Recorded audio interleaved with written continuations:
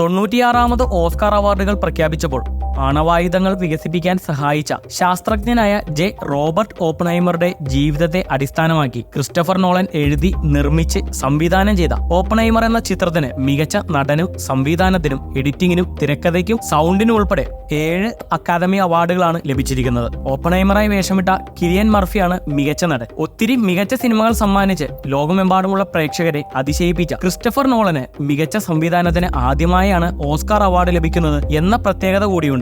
Poor things എന്ന American ചിത്രത്തിലെ മികച്ച പ്രകടനത്തിനാണ് എമ്മ സ്റ്റോണിന് മികച്ച നടിക്കുള്ള അക്കാദമി അവാർഡ് ലഭിച്ചിരിക്കുന്നത്. അതേസമയം നമ്മൾ ഇന്ത്യക്കാർക്ക് പൂർണ്ണ നിരാശയായിരുന്നു ഓസ്കാർ അവാർഡുകൾ. ജാർഖണ്ഡ് ബാലികയെ കൂട്ടപീഡനത്തിനിരയാക്കിയ സംഭവത്തെ ആസ്പദമാക്കി ഒരുക്കിയ ടു കിൽ എ ടൈഗർ എന്ന ഡോക്യുമെന്ററിയാണ് ഇന്ത്യയിൽ നിന്ന് മത്സരരംഗത്ത് ഉണ്ടായിരുന്നത്. കാനഡയിലെ ഇന്ത്യൻ വംശജനായ നിഷ പഹുജ സംവിധാനം ചെയ്ത ഡോക്യുമെന്ററി ഫീച്ചർ ഫിലിം വിഭാഗത്തിലാണ് മത്സരം നേരിട്ടത്.